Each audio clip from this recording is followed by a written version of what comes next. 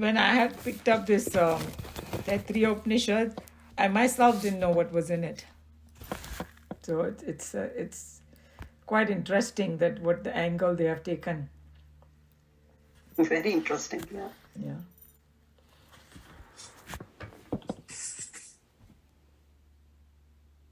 But I had heard parts of it, because when they do a whole section is going to come when the student graduate, what does the teacher tell him? You know, the invocation speech. बोलते हैं ना जिसको कि before you go out in the world, remember these things. Whatever summary of it. So that also is very, very interesting. And उसमें काफी सार है for us to how should we lead our life, you know. Like at one place, it even he says that सब wise लोगों का सम्मान करो, right?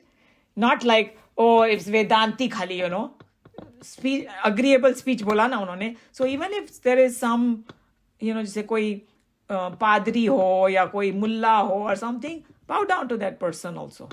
You know, I'm talking about terrorist type of people, but anybody who's giving you a good advice, no matter from where it is, you gotta have respect for that person. Those kind of things are there in this one too. It teaches you a lot of tolerance and appreciation for every kind of, you know, religion, every kind of person, and all that. So I thought it was very interesting Upanishad.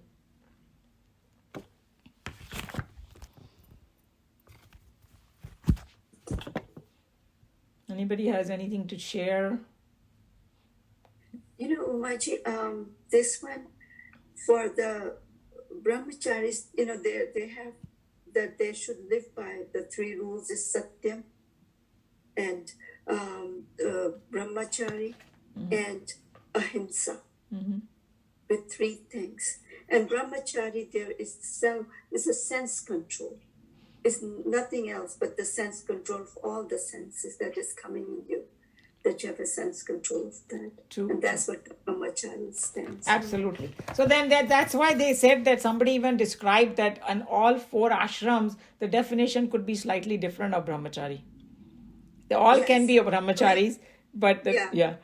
But they're asking for those who come to me for the studies and all that, there should be brahmachari. Brahmachari, therefore, is the sense control of all the five senses that is, you know, coming from outside. So they have a control of what's coming to them, how to control that. And that's what it really meant at that time. Right. And also you can say that it also meant that, hey, they have the capacity to learn that too, because, you know, sometimes the students, when they come, they may not have all these qualities, but willing to learn and, you know, do that. Because there could be some who will be completely dheet type of student. Kuch bhi sikhao, सीखेंगे नहीं.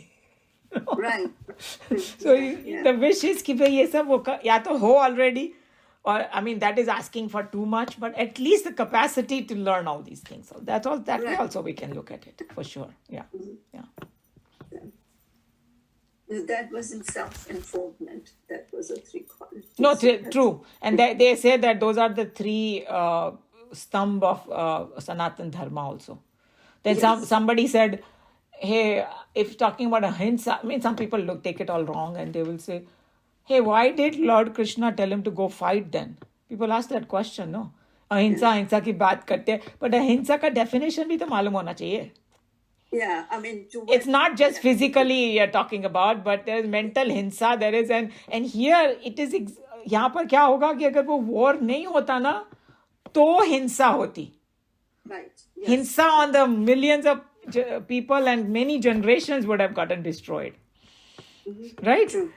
So I think that our scriptures make you think broadly. Don't get stuck at just the words, you know? Right. I mean, there's a lot of meaning behind it, each word, each of those words. But those questions, even till today, I hear those questions. I was listening to there was some white yoga teacher, huh? And आजकल ये YouTube वगैरह में आता है ना, and she said, oh, look at this, they're Hindus, this Bhagavad Gita, they talk about non-violence, but the whole thing is about violence only. And I was like, kahan iska dimag hai mind? Without even studying, they just come to that conclusion, you know? It's the limited knowledge Yeah, it's a dangerous thing that is because you can take a completely wrong. So even the word brahmacharya, the real meaning is जो ब्रह्मन में विचरण करता है, means the one who is trying to kind of think about Brahman. right. And that's going inside. So brahmacharya self, control from the outside, going with inside. True, because अगर वो ब्राह्मण में जाना चाहता है तो without control के जा ही नहीं पाएगा. Right? Exactly. So, but the whole goal is brahmacharya means जो विचरण करता है ब्राह्मण में उसके लिए self control जरूरी है. Yeah. So then you inferring that. Yes. True. Yeah.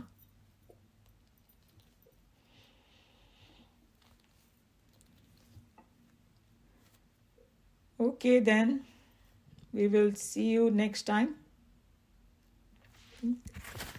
Thank you, Maji. You're It's welcome. great. Hari Om. So, Hari Om. Hari Om, everyone.